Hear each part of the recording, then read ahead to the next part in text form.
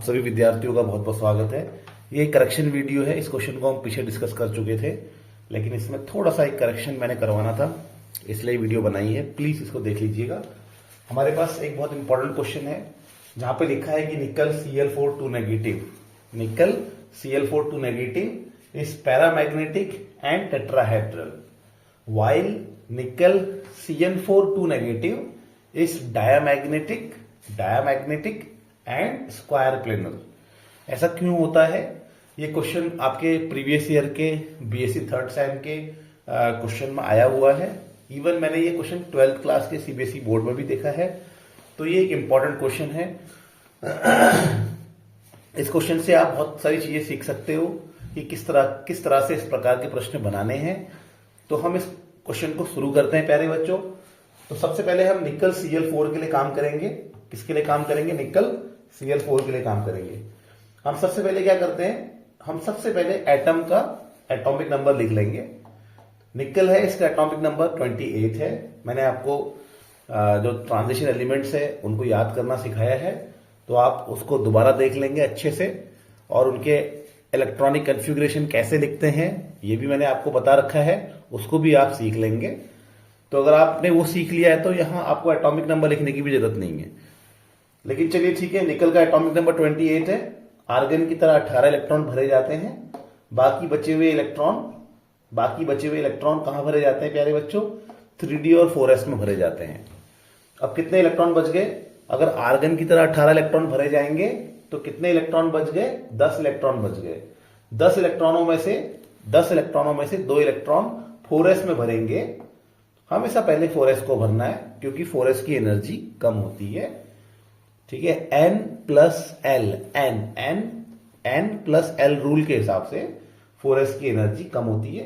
तो 10 इलेक्ट्रॉनों में से 2 इलेक्ट्रॉन 4s में भरेंगे, बाकी बचे हुए 8 इलेक्ट्रॉन 3d में भर देंगे। तो ये भर दिया हमने।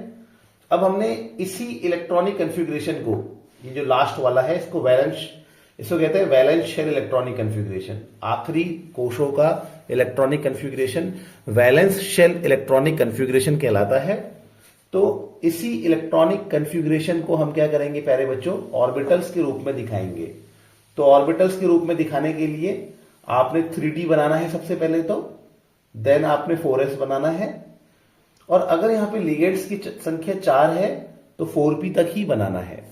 अगर मान लो किसी क्वेश्चन में लिगेंड 6 होते तो यहां 4d तक बनाना पड़ता, लेकिन क्योंकि यहां लिगेंड्स की संख्या 4 है तो आप 4p तक ही बनाएंगे, 4d नहीं बनाएंगे। ठीक हो गया। अब आपने यहां निकल पे चार्ज पता करना है। निकल पे क्या चार्ज है, इस जगह पे निकल पे क्या चार्ज है। तो मैं आपको जो बता रहा हूं उसको अगर आप याद रखेंगे तो कहीं कहीं पे आपके काम आ जाएगा। देखो प्यारे बच्चों, लिगेंड्स पे चार्ज याद होना चाहिए। तो लिगेंड्स पे चार्ज याद होना चाहिए, तो मैं आपको जो बोल रहा हूं उसको थोड़ा ध्यान रखना। वैसे तो आपको सारे लिगेंड्स पे चार्ज याद होना चाहिए वैसे, लेकिन अगर आपके पास टाइम कम है, आपको याद नहीं हो पा रहा है, तो आप एटलीस्ट इतना याद कर लीजिए कि 3 लिगेंड्स, मतलब जो कॉमन लिगेंड्स होते हैं 3, सल्फेट, कार्बोनेट और सल्फाइड, इनमें -2 का चार्ज होता है। 3 लिगेंड में -2 का चार्ज होता है। बाकी H2O कार्बन मोनोऑक्साइड और En और अमोनिया, ये 0 चार्ज होता है। इनमें क्या चार्ज होता है? इनमें 0 चार्ज होता है। इनमें -2 का चार्ज होता है। ठीक है, तो ये हमारे पास 3 लिगेंड है जिनमें -2 का चार्ज होता है। ये हमारे पास 4 लिगेंड है जिनमें 0 चार्ज होता है। वाटर, कार्बन मोनोऑक्साइड, En का फुल फॉर्म होता है इथाइलिन डाइअमीन,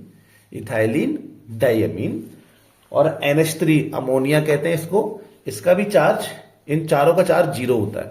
इसके अलावा सारे लिगेंड्स का चार्ज आपने -1 मान लेना है। मैं ये केवल आपको 100% नहीं बोल रहा हूं, केवल अगर समय नहीं है, आप जल्दी जल्दी प्रिपेयर कर रहे हैं, तो ऐसे करके आप याद कर सकते हैं। तो बाकियों का -1 मान लेना है, लगभग -1 ही होता है। ठीक है, तो इस हिसाब से अगर हम यहां पर, इसको याद हो गया होगा, आपको मिटा देता हूं। इस हिसाब से अगर हम देखें कि निकल पे क्या चार्ज है, तो हमारे पास NiCl4 2 नेगेटिव है यहां पे, तो NiCl4 2 नेगेटिव में निकल पे अगर मुझे चार्ज पता करना है तो कैसे पता करेंगे? निकल पे चार्ज को मैं x मान लूंगा, निकल के चार्ज को x मान लूंगा। ठीक है, मैंने कहा आपको कि सल्फाइड कार्बोनेट और सल्फेट में -2 होता है, वाटर EnCO NH3 इनमें 0 होता है, बाकी सब में -1 होता है। इसका मतलब इसमें -1 होगा, तो 4 है तो -4 हो जाएगा, इक्वल टू -2 हो जाएगा। ठीक है, यानी कि x बराबर क्या जाएगा? 2 आ जाएगा, +2 आ जाएगा। तो यहां पे निकल पे कितना चार्ज है बच्चों? +2 चार्ज है, तो मैंने निकल +2 कर दिया। तो यहां निकल एटम के रूप में तो नहीं है, निकल +2 के रूप में है। तो अब निकल +2 का इलेक्ट्रॉनिक कन्फिग्रेशन लिखेंगे। निकल +2 का इलेक्ट्रॉनिक कन्फिग्रेशन लिखने के लिए हमें 2 इलेक्ट्रॉन निकालने होंगे। ठीक है, +2 यानी कि 2 इलेक्ट्रॉन निकालने हैं। अगर +3 होता तो 3 इलेक्ट्रॉन निकालने होते, तो हम यहां पर 2 इलेक्ट्रॉन निकालेंगे। अब ये 2 इलेक्ट्रॉन हम कौन से निकालेंगे? तो 2 इलेक्ट्रॉन हमें यहां 4s से निकालने हैं, तो यहां से 2 इलेक्ट्रॉन मैंने निकाल दिए। ठीक है, अब हमारे पास कितने लिगेंड है प्यारे बच्चों? 4 लिगेंड है। तो चार खाली ऑर्बिटल काउंट करने हैं। 6 लिगेंड होते तो 6 खाली ऑर्बिटल काउंट करते। ठीक है, तो 4 हमारे पास लिगेंड है, तो 4 खाली ऑर्बिटल हमने काउंट करने हैं। लेकिन एक बात याद रखना कि अगर ये ligand Cl CO NH3 En होते, अगर ये लिगेंड कौन होते? यहां पर Cl होता, यहां पर CO होता, यहां पे NH3 होता, यहां पे En होता, तो आप ऐसे खाली ऑर्बिटल काउंट नहीं करते। पहले आप यहां पे पेयरिंग करते। क्या करते? पेयरिंग करते। कब करते हैं पेयरिंग? कब करते हैं पेयरिंग? जब यहां पे लिगेंड क्या होगा? जब यहां पे लिगेंड क्या होगा? Cn होगा, CO होगा, NH3 होगा, En होगा। ये स्ट्रॉन्ग लिगेंड्स होते हैं, ये स्ट्रॉन्ग लिगेंड्स होते हैं। ठीक है, तो अगर ये लिगेंड होते तो पेयरिंग करते। ठीक है, अदरवाइज नहीं करेंगे, क्योंकि ये तो है ही नहीं, ये लिगेंड तो है ही नहीं, तो Cl है, तो पेयरिंग नहीं करेंगे, सीधे काउंटिंग करेंगे। तो लिगेंड 4 है तो 4 खाली ऑर्बिटल काउंट करेंगे, 1 2 3 4 स्टार्टिंग से 1 2 3 4, और इनको मिक्स करेंगे। तो 1s हो गया, 3p हो गए, तो यहां पे मिक्सिंग का नाम क्या होगा? हाइब्रिडाइजेशन का नाम क्या होगा? sp3 होगा। और ये मिक्स हो गए, 4 नए ऑर्बिटल बन गए, 4 नए खाली ऑर्बिटल बन गए। इनमें Cl नेगेटिव क्या करेगा? इलेक्ट्रॉन देगा। इनमें Cl नेगेटिव क्या करेगा? इलेक्ट्रॉन दे देगा, और ये वाले ऑर्बिटल को वैसे ही बना देना है। तो ये हो गए हमारे इस कॉम्प्लेक्स का इलेक्ट्रॉनिक कन्फिग्रेशन। अब यहां से हमें जानकारी लिखनी पड़ती है। अब आप लिखेंगे कंक्लूजन। क्या लिखेंगे आप? कंक्लूजन लिखेंगे, कंक्लूजन। अब आप लिखेंगे कंक्लूजन। कंक्लूजन क्या लिखा जाता है? देखो, कंक्लूजन, इससे क्या कंक्लूजन निकल रहा है? इस इलेक्ट्रॉनिक कन्फिग्रेशन से क्या कंक्लूजन निकला? Conclusion number 1, conclusion number 1, conclusion क्या निकला? हाइब्रिडाइजेशन क्या हो रहा है यहां पे? sp3।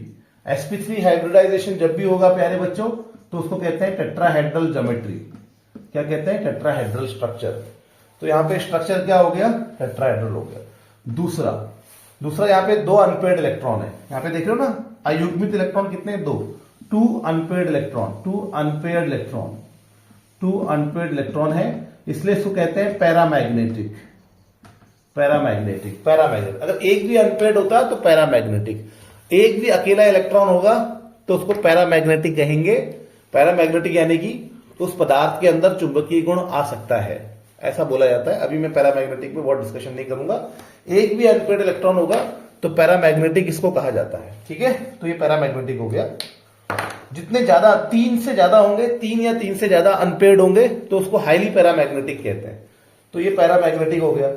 और एक भी अनपेयर्ड होता है तो उसको स्पिन भी कहते हैं कि हाँ भैया इसके पास स्पिन है, क्योंकि इलेक्ट्रॉन घूमता है ना। तो यहाँ पे 2 स्पिन 2 है, तो ये इसमें लो स्पिन कहा जाता है, इसको लो स्पिन इसलिए कहते हैं क्योंकि अगर अयुग्मित इलेक्ट्रॉन 3 होंगे तो उसको हाईली पैरामैग्नेटिक भी कहते हैं और हाई स्पिन भी कहते हैं। अयुग्मित इलेक्ट्रॉन, अनपेयर्ड इलेक्ट्रॉन 3 से कम होंगे तो उसको वीक पैरामैग्नेटिक कहा जाता है या लो स्पिन कहा जाता है। और एक भी अनपेयर्ड इलेक्ट्रॉन नहीं है तो उसको डायामैग्नेटिक कहते हैं और उसको जीरो स्पिन कहा जाता है। ठीक है, तो ये इसका हमारा कंक्लूजन हो गया। अब हम निकल CN4 2 नेगेटिव देखेंगे बच्चों, और हम उसके बारे में सेम ऐसे ही डिस्कशन करेंगे। अब हम निकल CN4 2 नेगेटिव के बारे में पढ़ेंगे। तो उसके लिए हमें क्या करना है, उसके लिए भी हमें सबसे पहले वही जो तरीका मैंने आपको बताया, सबसे पहले एटम का एटॉमिक नंबर लिखो और फिर उसका इलेक्ट्रॉनिक कन्फिग्रेशन लिख लिया।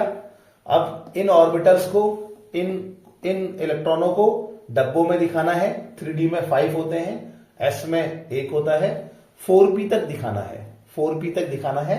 अगर 4 लिगेंड है तो 4p तक दिखाएंगे, और अगर लिगेंड 6 है तो 4d तक दिखाएंगे। ठीक है, ओके। तो आपने 4p तक आपने दिखा दिया इसको।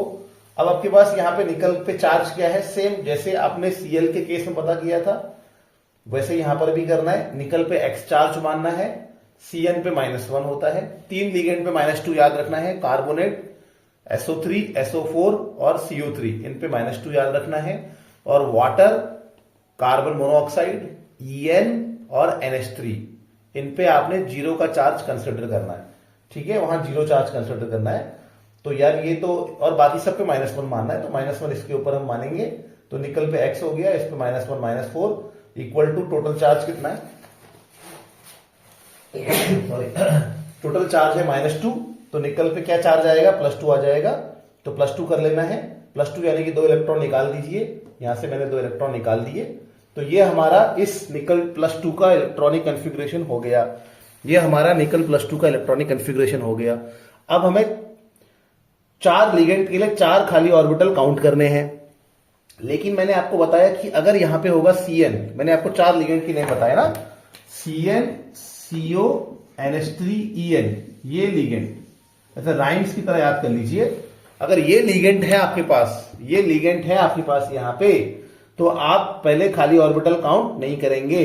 सबसे पहले यहां से पेयरिंग करेंगे इलेक्ट्रॉन की। क्या करेंगे आप लोग, इलेक्ट्रॉन की पेयरिंग करेंगे। ठीक है, तो हम क्या करते हैं प्यारे बच्चों, हम यहां पेयरिंग करते हैं। इन प्रेजेंस ऑफ Cn लिखेंगे हम, in presence of Cn। Spelling में तो गया मेरी, in presence of Cn, in presence of Cn negative की उपस्थिति में हमें क्या करना है, एक बार दोबारा इलेक्ट्रॉनिक कन्फिग्रेशन लिखना है। हमें एक बार दोबारा इलेक्ट्रॉनिक कन्फिग्रेशन को लिखेंगे हम। ठीक है, खाली ऑर्बिटल्स काउंट करने से पहले, खाली ऑर्बिटल्स काउंट करने से पहले एक बार दोबारा इलेक्ट्रॉनिक कन्फिग्रेशन लिखेंगे।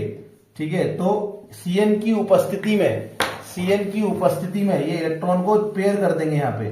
तो ये ऐसा हो जाएगा 1 2 3 4 5, ऐसा हो जाएगा, ये जोड़ा बन जाएगा ना, और ये खाली ऑर्बिटल बन जाएगा हमारा। अब हम काउंट करेंगे 4 Cn के लिए 4 ऑर्बिटल काउंट करोगे, 1 2 3 4, 4 ऑर्बिटल काउंट किए, इनको इंटरमिक्स कर दिया। तो क्या बन जाएगा आपका, 1 D आ गया, 1 S आ गया, 2 P आ गए। तो यहां पे हमारे पास दिख रहा है, एक बार देखता हूं मैं, आपको आ रहा है बोर्ड में। ठीक है, तो आपके पास ये इस प्रकार से 4 खाली ऑर्बिटल आ गए। इन चारों खाली ऑर्बिटल में इनका नाम क्या हुआ, इसका DsP2 हाइब्रिडाइजेशन हो गया। और इनमें सब में किसने इलेक्ट्रॉन दे दिया, Cn- ने क्या कर दिया, इलेक्ट्रॉन दे दिया ऐसे करके। और ये वाले ऑर्बिटल इधर से इधर तक के ऑर्बिटल को आप अलग दिखा देंगे। ठीक है, ऐसे करके अलग दिखा देंगे, और इनमें हम इलेक्ट्रॉनों को जैसे हैं वैसे दिखा देंगे। ठीक है, ऐसे करके। तो ये किसका बन गया, ये इलेक्ट्रॉनिक कन्फिग्रेशन बन गया NiCN4 2- का इलेक्ट्रॉनिक कन्फिग्रेशन बन गया। ठीक है, अब इससे कंक्लूजन लिखना है। कंक्लूजन क्या है, कंक्लूजन क्या है बच्चों, कंक्लूजन ये है कि यहां पे हाइब्रिडाइजेशन क्या है, DsP2 हाइब्रिडाइजेशन है। जब भी हाइब्रिडाइजेशन DsP2 होता है, इसको रट लो, जब भी हाइब्रिडाइजेशन DsP2 होता है तो वहां पर स्क्वायर प्लेनर ज्योमेट्री होती है। वहां पर संरचना कैसी होती है, स्क्वायर प्लेनर। स्क्वायर प्लेनर यानी कि ऐसे स्क्वायर होगा, बीच में निकल होगा, उसके चारों तरफ Cn होंगे, ऐसे करके Cn होंगे। ठीक है, तो ये स्क्वायर प्लेनर ज्योमेट्री होगी। सारे के सारे इलेक्ट्रॉन पेयर्ड है, all electrons are paired, all electrons are paired, सभी के सभी जोड़े में है, कोई भी अयुग्मित नहीं है। जब सबके सब पेयर्ड होते हैं तो इसको कहते हैं डायामैग्नेटिक। क्या होता है ये, डायामैग्नेटिक। इसमें मैग्नेटिक गुण नहीं होता, इसको डायामैग्नेटिक कहते हैं। ठीक है, और थर्ड, इसमें कोई भी इलेक्ट्रॉन अकेला नहीं है, स्पिन नहीं करेगा, सारे इलेक्ट्रॉन जोड़े में है, कोई भी अयुग्मित नहीं है, तो इसको जीरो स्पिन कहेंगे। इसको क्या कहेंगे, जीरो स्पिन। तो ये बेटा हम जो है पिछली क्लास में थोड़ा सा इलेक्ट्रॉनिक कॉन्फ़िगरेशन को लेकर पिछले केस में थोड़ा कंफ्यूजन हो गया था, जल्दबाजी में गलती हो गई थोड़ी सी, बाकी कॉन्सेप्ट सेम रहेगा। ठीक है, थैंक यू वेरी मच।